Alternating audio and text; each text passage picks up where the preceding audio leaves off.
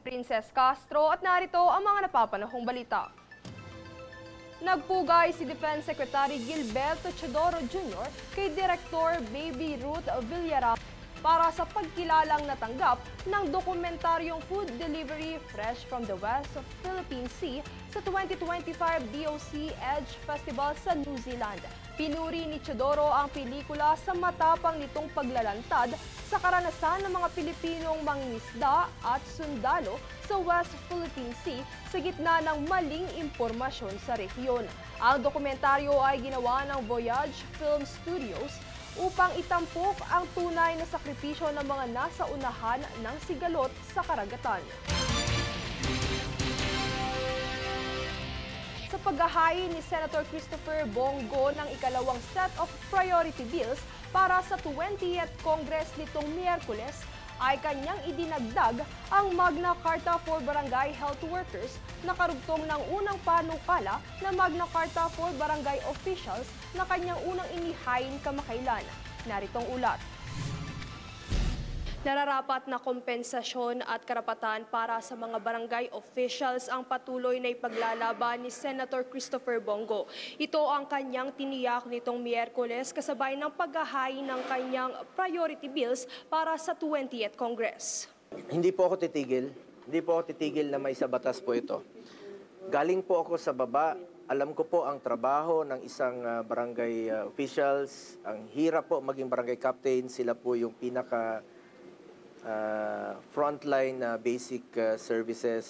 Sila yung umaga, nandiyan dyan sa City Hall, hingi ng tulong, mag-aasikaso sa mga pasyente, sa mga namatayan.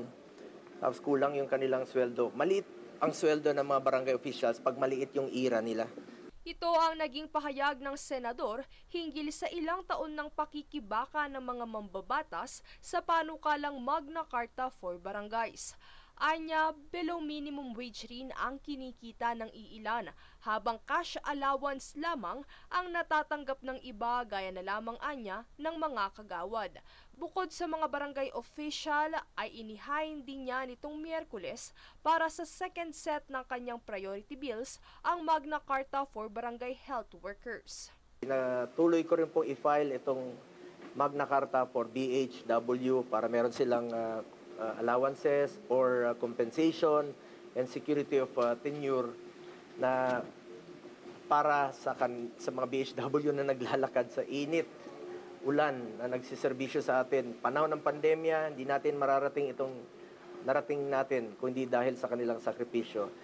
So, sinali ko ng BHW dahil konektado po yun. Basic and frontline services po ng gobyerno ang barangay. Barangay officials, barangay health workers at iba pa. Kaugnay nito ay kanya ring ipinahayag ang naging pagsuporta sa pagpapalawig ng termino ng mga barangay officials o ang term setting bill na kanyang hinihiling na maisabatas. Ayon kay Go, marapat lamang na mapalawig ang kanilang termino at kakayahan dahil lubhan itong naapektuhan ng taon ng kanilang serbisyo sa naging postponement ng barangay at sangguniang kabataan elections. Samantala, bukod sa BHW ay ilang panukala pa ang kaniyang inihain para sa susunod na kongreso. Kabilang dito ang advanced nursing education, expanded benefits for para-athletes, delayed birth registration, institutionalizing medical assistance to indigent parties, OFW hospital, senior citizens hospital, monthly allowance for public educators and non-teaching personnel, Philippine National Games, at rental housing subsidy. Princess Castro nag-uulat para sa Golden Nation Network. Samantala, target ng Department of Education o DepEd at Department of Information and Communications Technology o DICT na magkaroon ng full internet connectivity ang lahat ng pampublikong paaralan sa buong bansa bago matapos ang taon. Layo nitong pahusayin ang kalidad ng edukasyon sa pamamagitan ng pagsasaayos ng access sa online learning resources at digital tools. Sa pamamagitan ng paglulunsad ng Phase 2 at 3 ng National Fiber Backbone nitong Lunes, sa Leyte na pinangunahan ni Pangulong Marcos Jr., mas lalakas na umano ang digital access sa mga rehiyon, kabilang ang mga nasa malalayong lugar sa bansa. Kami ang boses ng pagbabago. Ako si Princess Castro at ito ang News Force. Sa ulo ng mga balita, LTFRB nagbabala kontra overloading ng mga PUV o anti-sardinas policy. DepEd at DICT target ang full internet connectivity sa lahat ng public schools sa bansa ngayong taon. Ilang mambabatas pabor sa total ban ng online gambling.